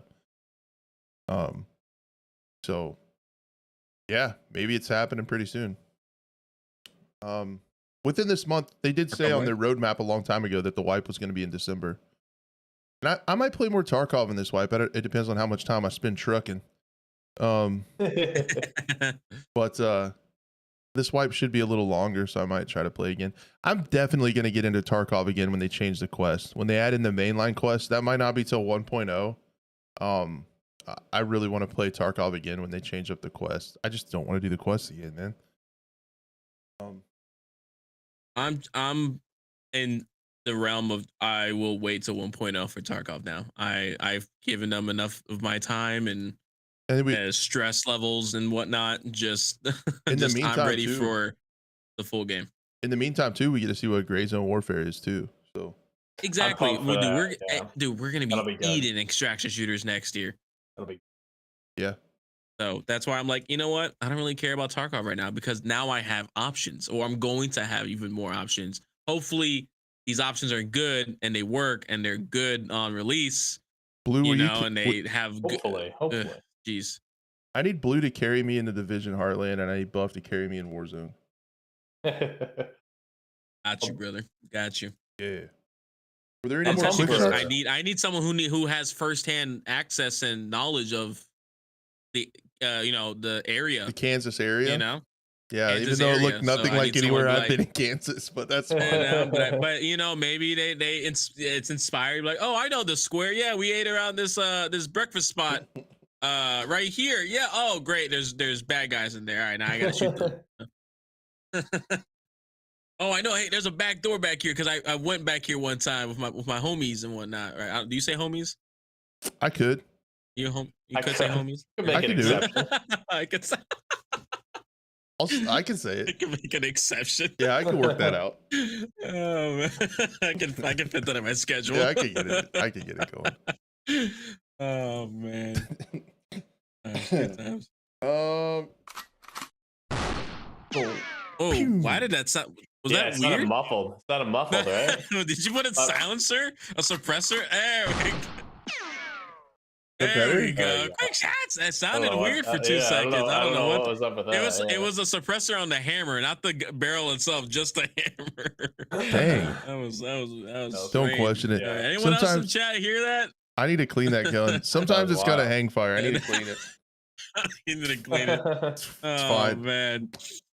So yeah, oh my god, yeah, find your house. In the spirit of talking about DICE developers, Exoborn from Shark Mob Games, which is also a fair amount of former DICE developers, and Shark Mob talked about a new game called Exoborn. I really don't understand what this game is, but it's a shooter and it has to do with people wearing exosuits, and the graphics look really insane from the trailer. I mean, Advanced Warfare 2, I don't know.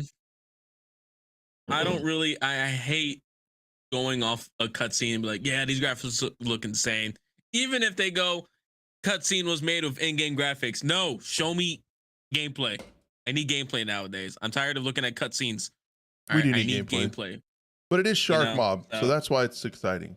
But is it going to be an extraction shooter from what I've heard? I kind of think so.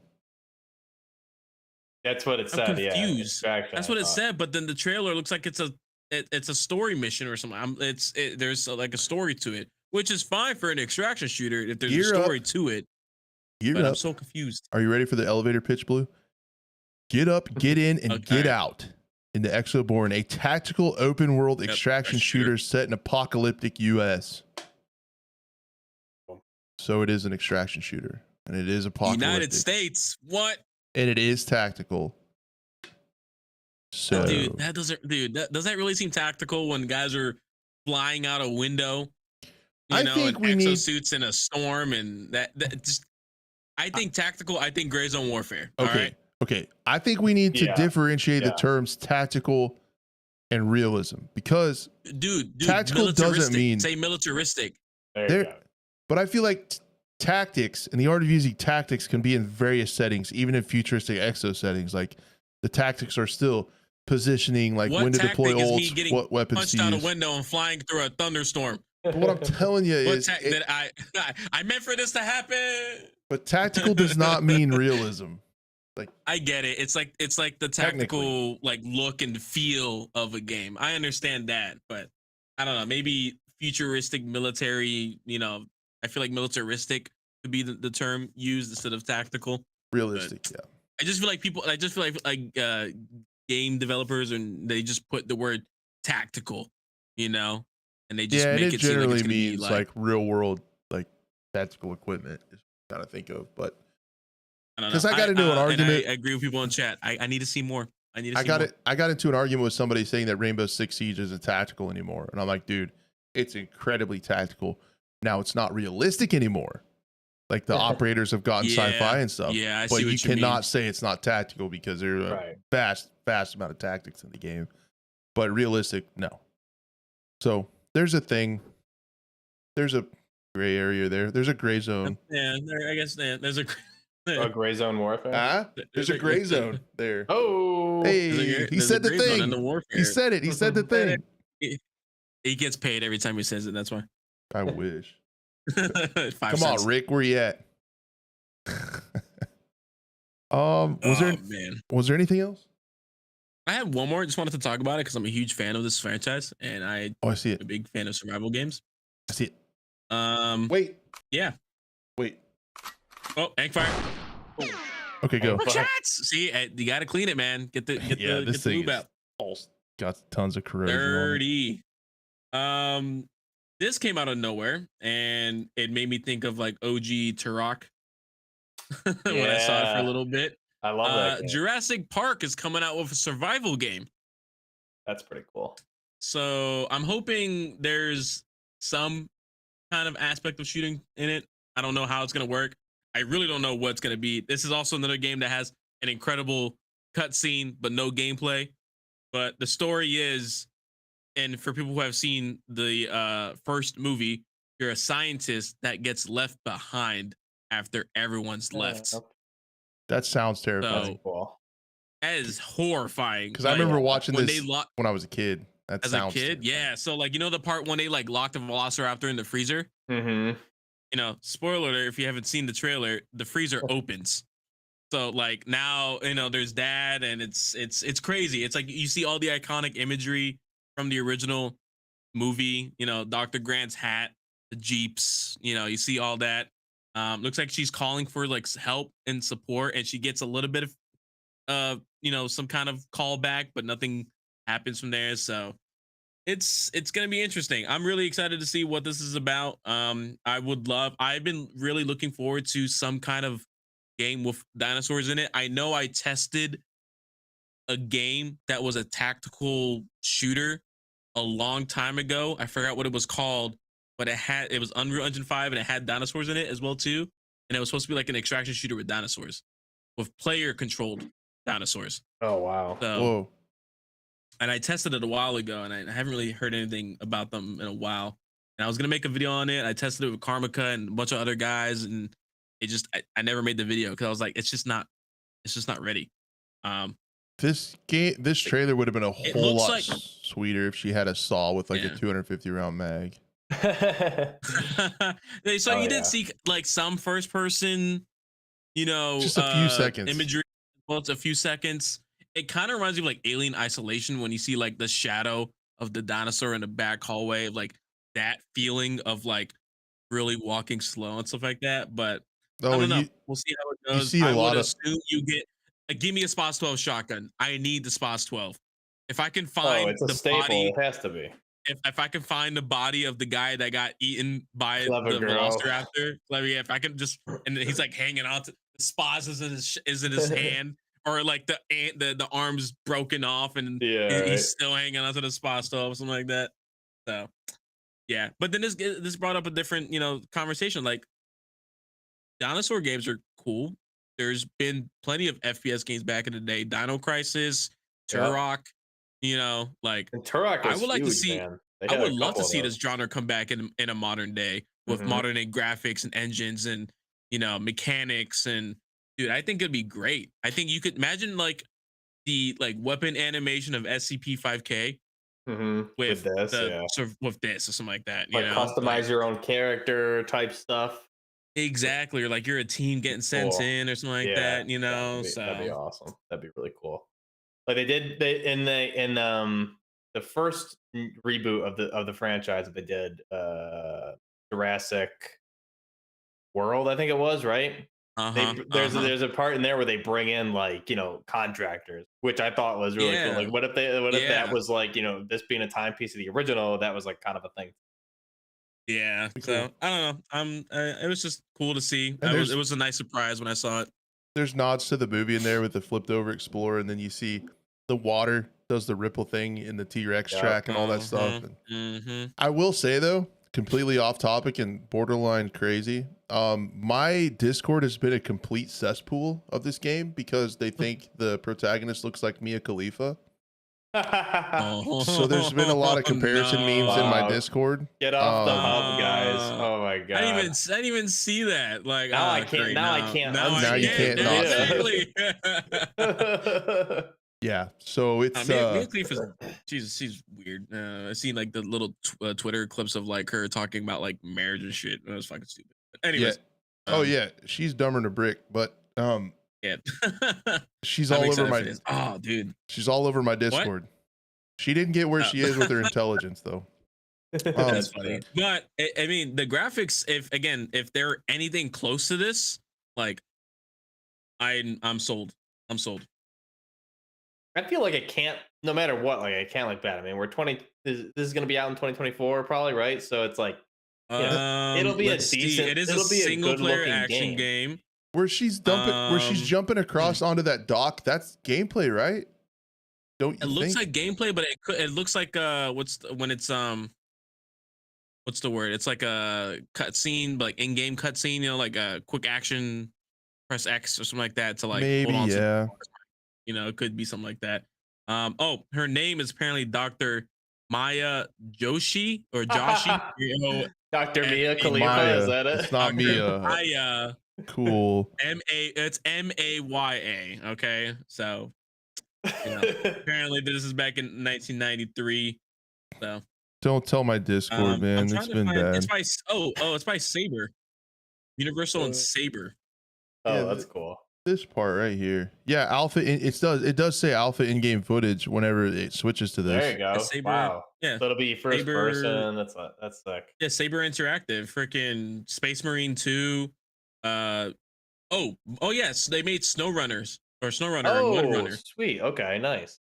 So Cool. they know how to make environments and stuff like that. World War Z, Aftermath. So okay. I mean, it's a single player game, but still, like, yeah, that could go for a good single player game. We don't get enough good like single player games these days. not anymore. You get repeats of Call of Duty now. So yeah, Blue, at the bottom of this little scene, it sells in-game footage. So like where she's jumping across. Okay. All right. Cool. And So it looks pretty good. The water effect with the rain and it's popping back up and yeah. Never mind. Wait. The whole thing says say? alpha in-game footage. I take it back. I mean, I'm stupid. Like the whole trailer? No, it doesn't. Never mind. I take it back again. No, that is in-game footage. You're confusing everybody. Okay. I'm going to take this one more time. In the last... Was it when the Velociraptor's about to like eat her foot? Starting at a minute 53 into the trailer, it switches to say alpha in-game footage. That's when she jumps across. There's a cinematic. So that's actually in the game engine. It's not a pre-rendered. Well, it's pre-rendered, but it's not just a cinematic. It's in the game engine that they use. Which, great. So good. Also, I don't know T-Rex would have hit through that gate. I've never seen a T-Rex. I can't tell you. Real quick, this is really off topic because my son's really into dinosaurs. Like we heard what a real T-Rex. Apparently, scientists are able to recreate the actual sound. No, they're not. Of a T-Rex. Listen, I don't care if it's true or not. I think it's cool regardless. But I was there. I remember what they sound creepy. Like. So can you just imagine? Also, can you just think about this for a minute? The difference between, I believe, the initial caveman and dinosaurs. I think was, oh my god, it was. I forgot. It was less years than I originally intended or originally thought. Yeah, nah, from the time dinosaurs went extinct until separated them until the first like humanoids. The first human Homo sapien was there. I think it was I'm trying to think of the time difference between it. I was very confused.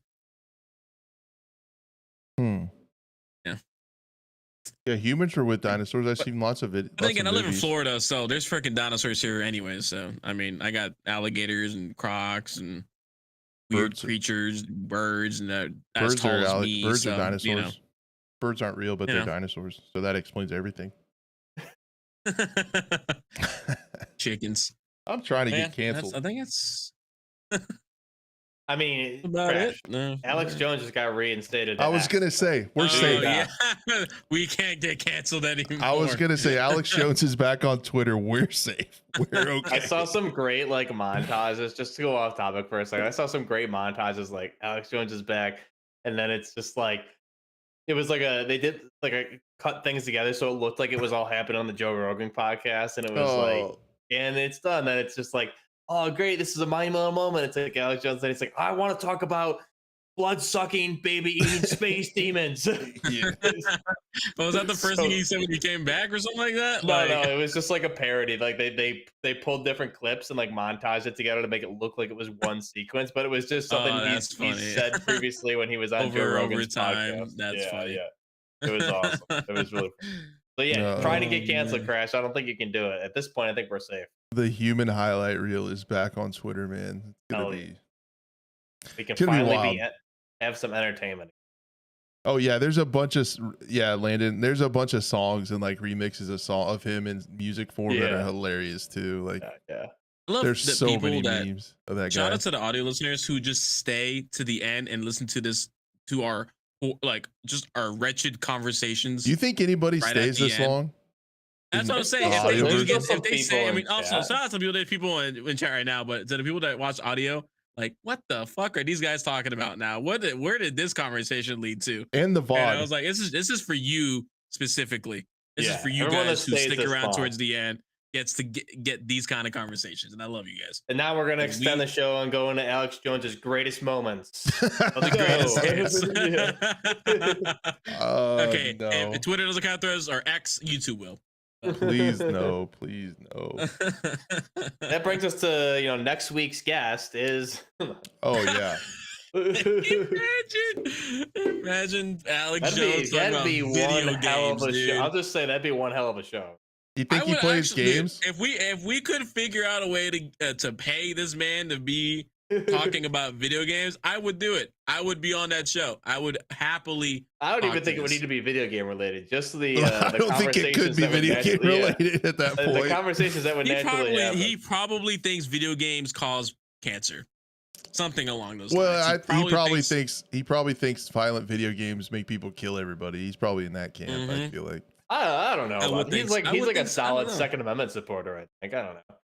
But I still think he thinks that video games cause like violence. The brains to deteriorate. That's violence. So like just, and this is again for these listeners. So when I was this shows how times were different. But when I was in high school, I played FPS growing up, and I was in high school, and we had like the like a 3D art class where you do it on the computer. It wasn't AutoCAD, but it was something else where you're supposed to like make mechanical like screws and shit on the computer, and I make gun models, and my teacher was like, that's pretty good, and like imagine if something like that happened today. Like you got some lunatic kid making 1-to-1 gun replicas in like AutoCAD or something in high school. Yeah. Oh, dude. Right? No, we were even worse in Western Kansas where I grew up. We had shotguns in the windows of our trucks because we would go pheasant hunting on the way home. Say that. Right after, hell yeah, dude. Even in Florida, some schools there would be kids that the shotgun rack would be in the back,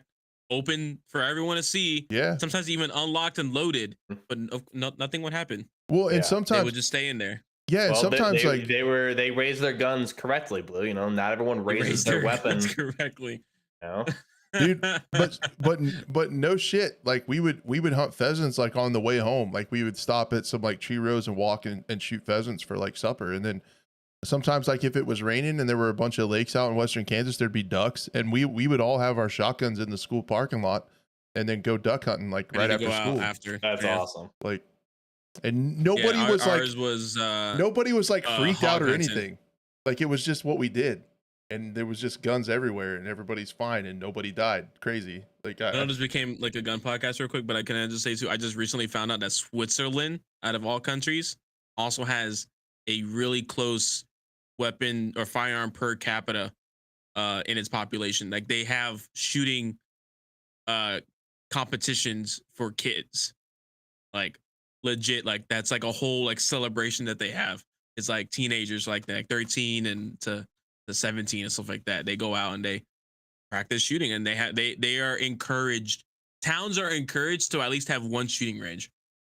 Or I think it's like it needs to be a thing, which is kind of cool. I think it's kind of badass. Like it's like really that is really cool. interesting. You know. So well, I just thought that was funny. What's really big back here? Well, when I went to college, we started the shooting team, the shotgun sports team, and they've done really well and won like multiple championships, national championships by now. And then what's starting in Kansas really big is trap shooting. So shotgun sports clay targets, like skeet trap and sporting clays, in high school. So high schools are having leagues, where they have shooting teams now in high schools quite a bit around here. So it's pretty cool. They're doing and at my old college, they're doing scholarships and stuff now. For the shooting team and everything. That's pretty dope. That's pretty dope. That's cool. So who would have thought? I mean, they're weapons of war in schools. Gosh, crazy. Yeah. Well, my dorm, when we started the shooting team, we bought a gun vault that they kept at the bottom of the dorm, and you could check your guns in and out like when you left the dorm. Really? That's cool. For shooting practice. So like I keep seeing clips on, and not to get like super political here, but I see clips on X of like you get like people in Congress or whatever like arguing against gun control or for gun control. And they're like, you know why you don't see people hunt with an AR-15? Because it explodes the deer. Like weapons of war don't have a place. And then it's like, okay, like a hunting round is like a fucking 308 huge caliber. Yeah, like hold on. Get your facts right. Like that's why you can't listen. These are the people. Like it's like what the fuck? Dude, I saw this hilarious video. It was like a tank round. I saw a tank round going through a ballistic dummy. Yeah, you know the gel dummies, and it was like this is what an AR-15 round looks like. I saw that too. Yeah. It explodes the deer. Crash is about to get his 30-06 round out. I can't. Now, just freaking. No, I got, dude. You can't. Yeah, I can't find my 38 Lapua. Bullet go boom. Well, yeah. I got a bunch of bullets here. But I have you can show. Well, right? I can't find the 25-06. Basically, I don't know where it is. It was here. Like this is a normal like 223 AR round. But like my 25-06 that I use for deer hunting, the powder case is bigger than this entire round. Dude. Exactly. Yeah. Well, I mean, like you think of like a 450 Bushmaster. Well, there's like a hunting round. Yeah. Compare that to a 5.56. There's a 450. There's a 500 grain 458 SOCOM next to it. Yeah, that's a big boy. But like the 25-06, literally the powder chamber is bigger than the entire round of this 223. It's insane. And is it like the rifle? Is it like a wooden grain, wooden stock? Yeah, exactly. Yeah, and I can put those bullets in the same hole at 300 yards. Like, oh shit. Okay, all right, Mr. Sharpshooter. All right, now go do that in Call of Duty.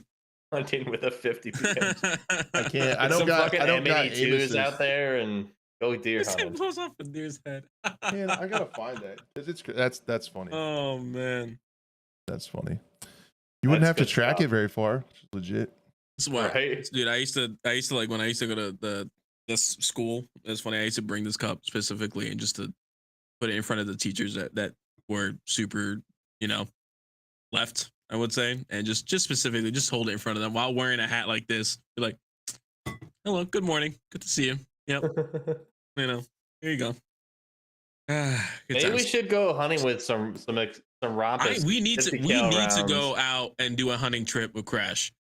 You and me, Buff. We need to take some time. We need explosive rounds, though. We need explosive rounds. Then we don't need to worry about we don't need to worry about cutting the meat. Like it's ready to. It'll just blow it up. The fireball explosion cooks the meat in the air, and we're good to go. And that's isn't that right, Crash? You hunt all the time, right? It just doesn't cook the meat in midair as the deer's head is just flying around all over the place. Yeah, something like that. Yeah, exactly. That's how it works. That's how it works. At least 50 pounds of tannerite at 5 feet. I do have. I'm running for Congress here, and that sounds correct to me. So we'll go with that, and I'm gonna make a bill. And then take our pistol braces and make all of our guns into machine guns. Yeah.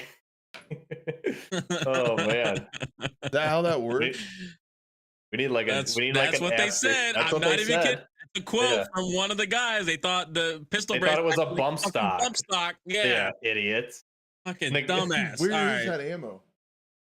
He's really looking for the Dude, ammo. I'm mad because it's pretty funny. Yeah, we need dragon's breath. No, we don't. Dragon's breath. Cook the meat inside.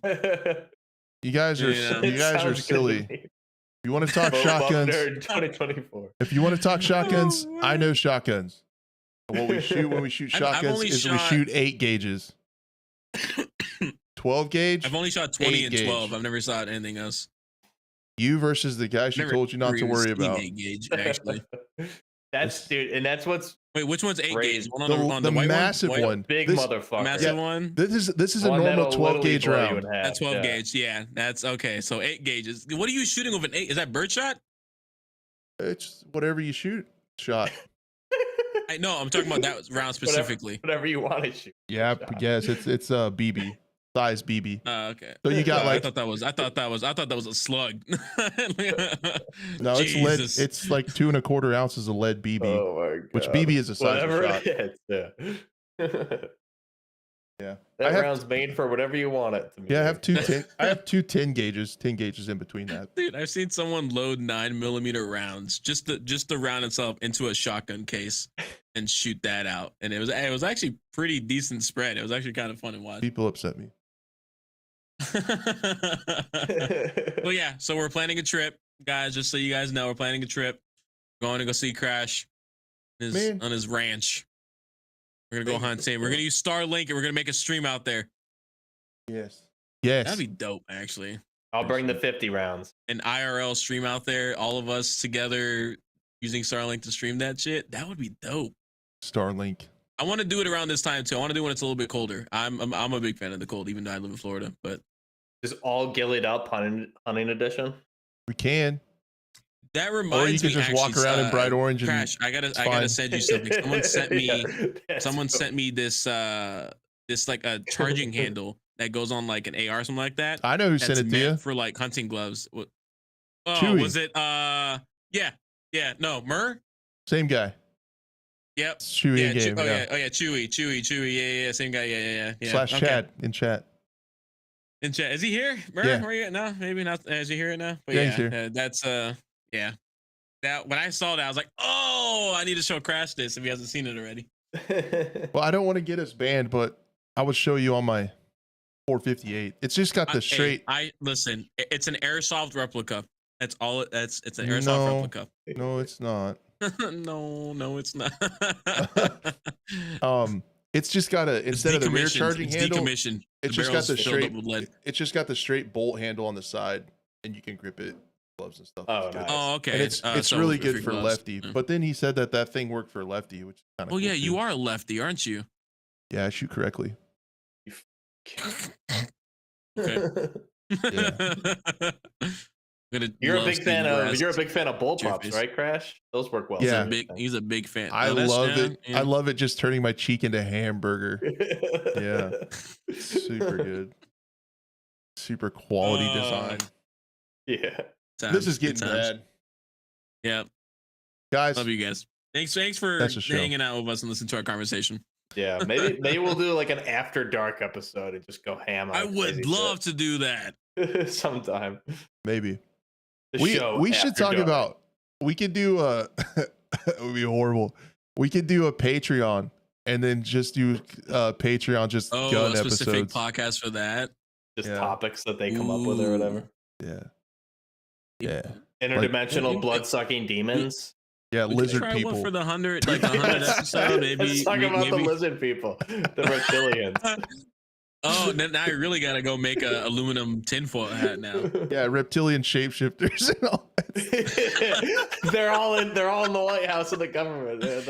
These are the guys making video games. Oh, jeez. Jeez. Oh, Jesus. Not good. Not good. This is good stuff. I love it. I love it, guys. I really want to do After Dark. Yep. If this is your guys' last show, appreciate you watching. Thank you so much and listening. That's it. We'll never see you again. Appreciate it. I know. I understand if this is your last program with us. I get it. But thank you guys so much for being here. Thank you guys for being in chat. Thank you guys for who watched the VODs afterwards. And thank you so much to the audio listeners. We appreciate all you very much. There's quite a few of you these days, and that's really neat. Yeah, if you want to support us, share it around. Be a friend, tell a friend, bring someone back with you, send them the link to the podcast, whatever, spread it around if you think it's worth a damn. And we'll see you guys next week for episode 100.